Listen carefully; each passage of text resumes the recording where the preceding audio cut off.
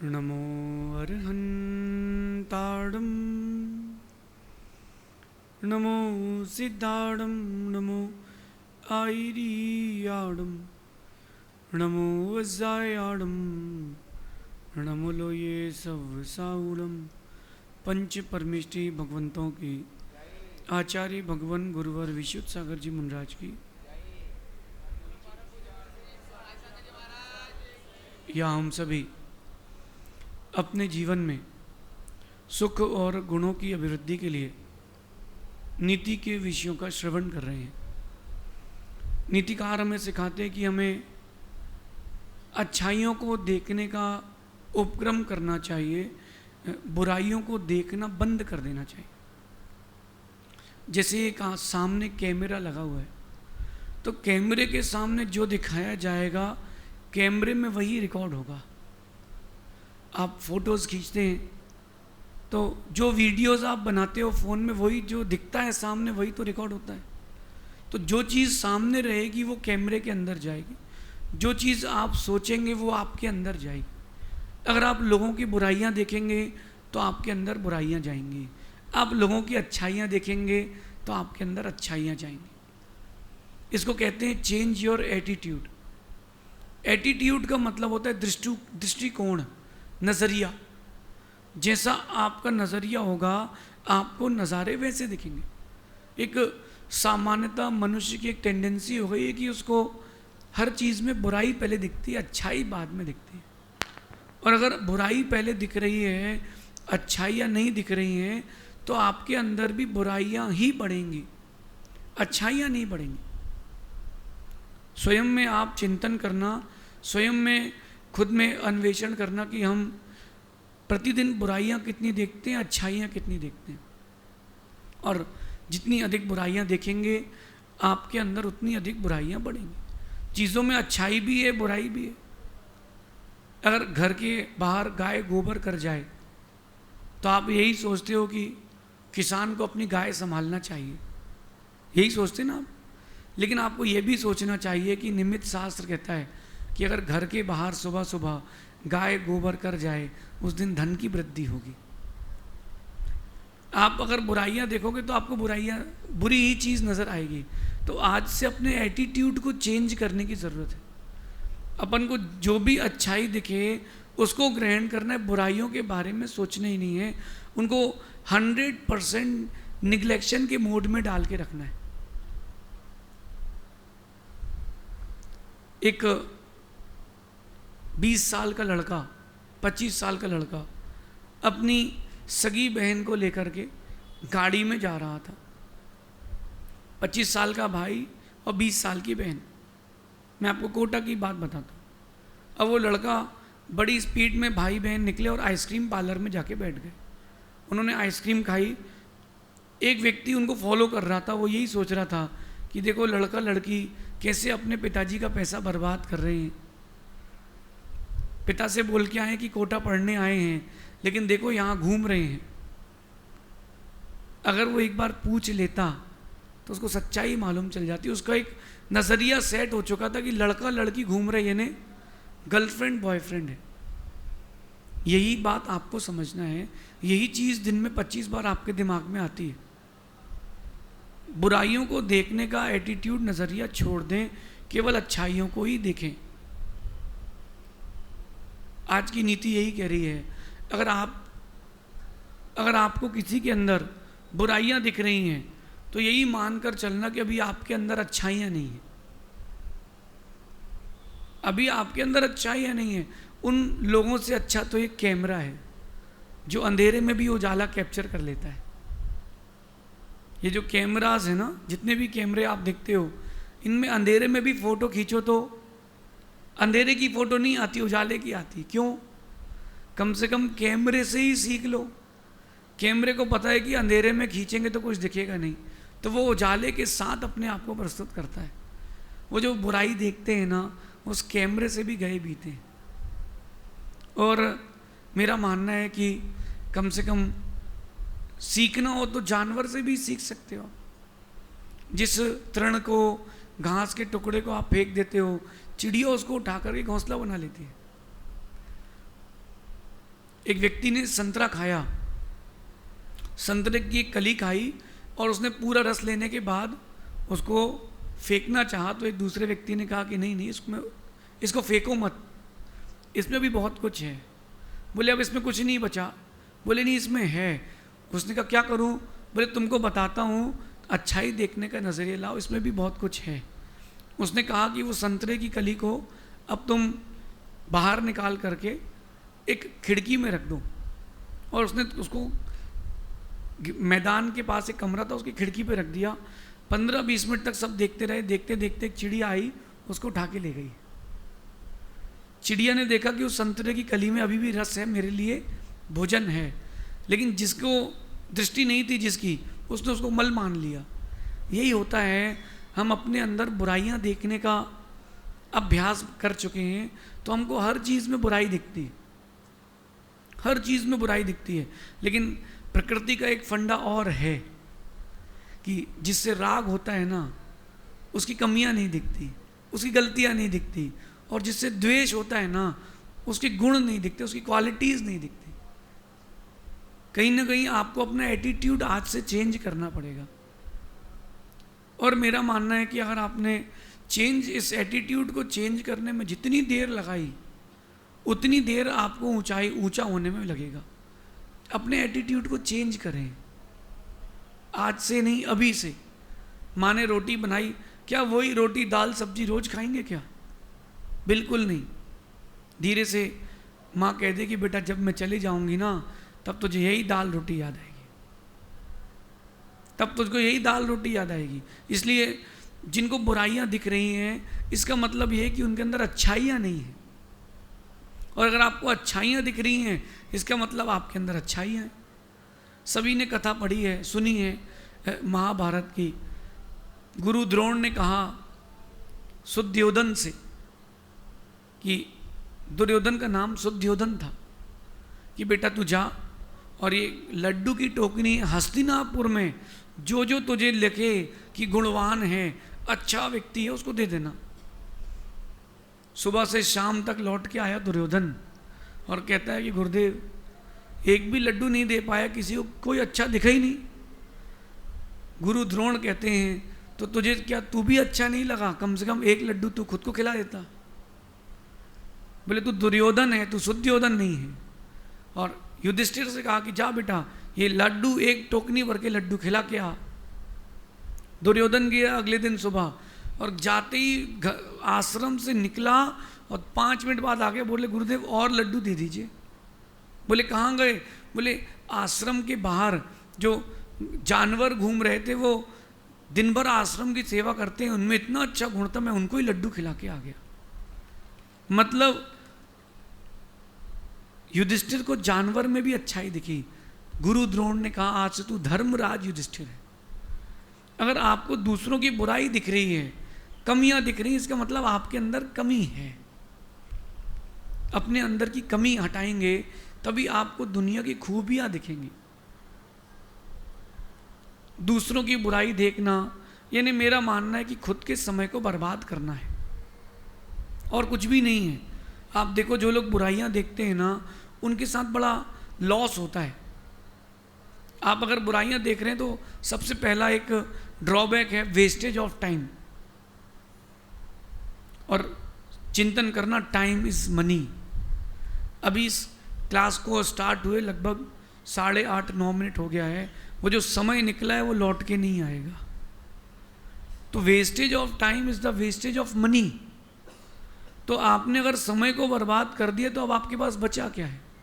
क्योंकि वक्त से ही तो वक्त बनता है, समय से ही तो समय बनता है ना। तो अगर आपने किसी की बुराइयां देखी हैं, अच्छाइयां नहीं देखी हैं, तो सबसे पहली बात है, सबसे पहला आपके लिए नुकसान हो गया वेस्टेज ऑफ टाइम। दूसरा नुकसान आपका हुआ वेस्टेज ऑफ एनर्जी। जो शरीर की शक्ति, मन की शक्ति, आत्मा की आध्यात्मिक शक्ति को आप अच्छाइयों को देखने में लगा सकते थे, दूसरों के गुणों को देख करके खुद को गुणवान बनाने के लिए प्रयोग कर सकते थे, वो आपने बुराइयों में लगा दिया। Wastage of energy. अब एनर्जी कहाँ से लाओगे? कभी किसी को बुखार हुआ है? जब बुखार होता है या वीकनेस आती है तो हाथ हिलाने की भी ताकत नहीं होती, यहाँ तक कि पलक झपकने की भी हिम्मत नहीं होती, पलक झपकने की भी हिम्मत नहीं होती। ये एनर्जी का फंडा तब समझ में आएगा जब आखिरी समय आएगा कि मैंने बुराइयां देखने में, बुराइयां करने में वक्त बर्बाद कर दिया, शक्ति छीन कर ली। तीसरा वेस्टेज और तीसरा नुकसान जो हार्म होता है आपको बुराइयां देखने से, वो वेस्टेज ऑफ लाइफ। आपने अपनी जिंदगी का वो समय बुराई देखने में बर्बाद कर दिया। देखो आप, फिर जब अंतिम समय आता है और डॉक्टर से कहते हैं, डॉक्टर कहता है कि सॉरी 2 घंटे बचे हैं, सॉरी आधा घंटे बचा है, फिर आप कहते हो डॉक्टर साहब कितना पैसा चाहिए ले लीजिए मैं बच जाऊं। डॉक्टर कहता है सॉरी, वेस्टेज ऑफ लाइफ। आपने अपनी जिंदगी बर्बाद कर ली दूसरों की बुराइयां देख करके। अगर रावण चाहता तो राम की अच्छाइयां देख करके भी अपने आप को अच्छा बना सकता था, उसने तो बुराइयां देख ली। लेकिन विभीषण ने राम की अच्छाइयां देख ली तो विभीषण बच गया, वरना उसका भी डाटा समाप्त हो जाता।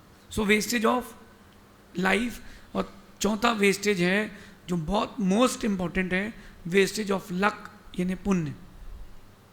जो लोग बुराई देखते हैं तो वो अपने पुण्य को वेस्ट कर देते हैं, पुण्य का विनाश कर देते हैं। क्यों करें ऐसा काम? कभी आप लोगों के साथ हुआ होगा कि काम करते करते करते करते 99 पर आउट हो गया, बिल्कुल काम आपका होने वाला था और 1 मिनट पहले वो कैंसिल हो गया। ग्राहक कस्टमर आया, उसने सारा माल लिया, बिल बनवा लिया और वो कहता है मैं 5 मिनट में आता हूँ, और अभी तक 5 मिनट उसके हुए नहीं। ऐसा क्यों? कई बार ये भी हुआ होगा 1 मिनट से 10 सेकंड से फ्लाइट छूटी होगी। कई बार आपके साथ ये भी हुआ होगा कि एग्ज़ाम सब कुछ याद है, अच्छी तैयारी है, क्वेश्चन पेपर देखा और सब भूल गए। ये क्यों हुआ? जस्ट बिकॉज ऑफ योर अनलक। आपका पुण्य क्षीण हो गया था। और ये पुण्य क्षीण क्यों होता है? दूसरों की बुराइयां देखने से पुण्य कमजोर हो जाता है। तो क्यों अपन बुराइयां देखें, क्यों ना अपन अच्छाइयां देखें? अच्छी चीज़ देखेंगे तो अगर न्याय की भाषा में कहें तो वही ज्ञेय बनेगा, आपकी भाषा में कहें तो वही चित्र आपकी आंख में दिखेंगे, तो चीज़ें वही दिखेंगी। 1 मिनट के लिए आंख बंद करके आप कुंडलपुर के भगवान आदिनाथ को देख लो, जहाजपुर के मुनि सुब्रतनाथ भगवान को देख लो, तो भगवान दिख रहे हैं। और आंख बंद करके अगर पत्नी को देखोगे तो पत्नी दिख रही है। तो जो दृश्य दिख रहा है भाव वैसे हो रहे हैं। अगर आप बुराइयां देखोगे तो बुराइयां बढ़ेंगी। मेरा तो ये मानना है कि खुद की तरक्की में इतना समय लगा दो कि दूसरों की बुराइयां देखने के लिए समय ही ना मिले।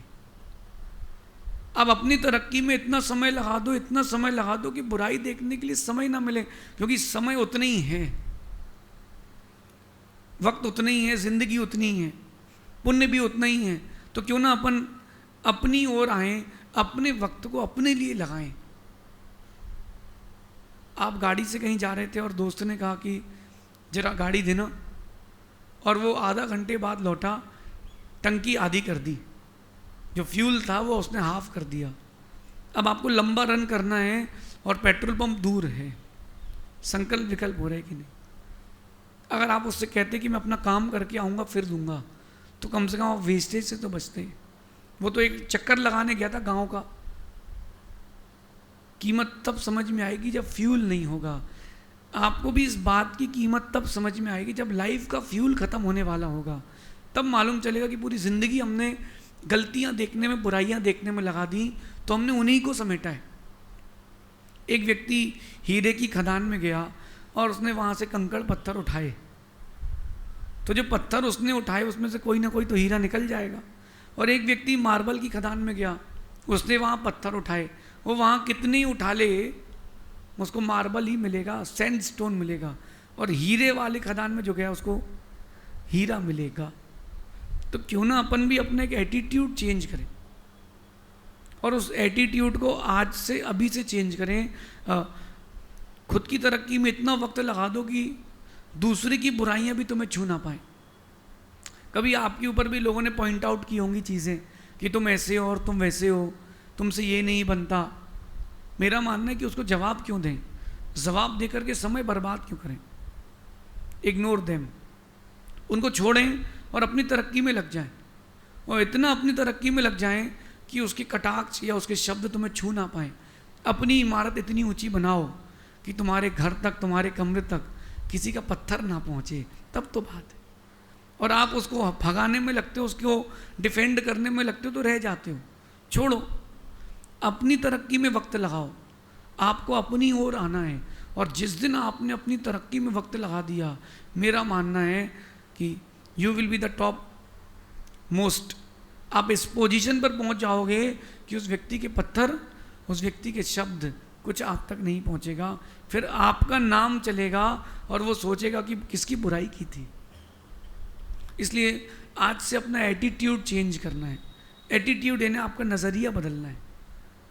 कोई व्यक्ति अगर कहीं जा रहा है, कुछ कर रहा है, तो एक बार उसके अंदर झांक कर देखो कि वो क्यों कर रहा है।